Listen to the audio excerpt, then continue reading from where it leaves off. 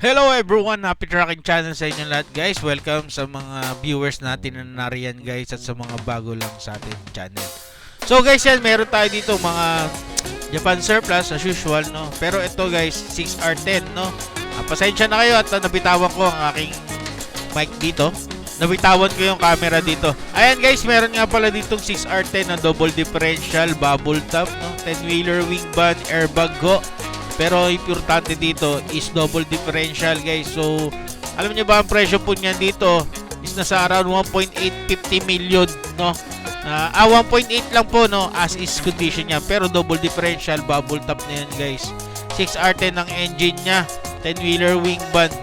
Ayan, pwede niya din i-recon yan kung gusto niyo papalitan ng kulay.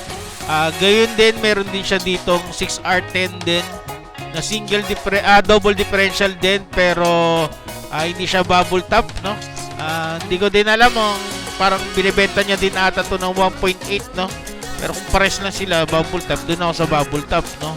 Tapos meron din nga pala dito yung 6WF1 na CRTI. Yan, mura lang yan. Alam yung 12-wheeler ni sa tabi niya.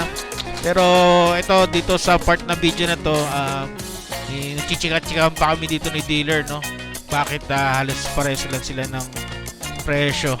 Pero i-check niya pa rin daw. Pero yun nga, at least may idea na kayo sa 1.7 to 1.9 ng presyo. 1.6 siguro, baka pa pwede na no.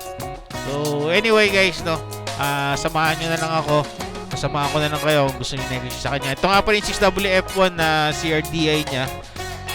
Alam ko 1.3 yan niya ata ito binibenta no. CRDI na 6WF1 12-wheeler wing band. Pwede nyo din check tong unit na to sa kanya. Ayan, tapos may mga available din siyang mga unit no. Kaya kung ikaw naghahanap pa rin yan. Ito freezer na to, maganda to no. Ang alam ko binibigay niya ng 1.5 to 1.4 na 10-wheeler freezer band. Meron yan sub engine guys, TU37. Ang 37 o 73. So ayan yan guys. Pero syempre, yun nga sabi ko nga sa inyo, estimated price lang tayo guys no, kaya pwede pang mabago ang mga presyo na yan pag pinuntahan nyo yung unit dito no, pag pinuntahan natin dito.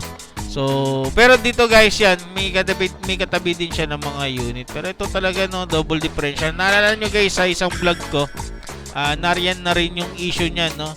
May mga issue tong unit na to pagdating sa appearance no, especially pagdating sa chassis. Pero meron tayo dun sa isang vlog natin, ipinakita natin dun kung yung issue niya.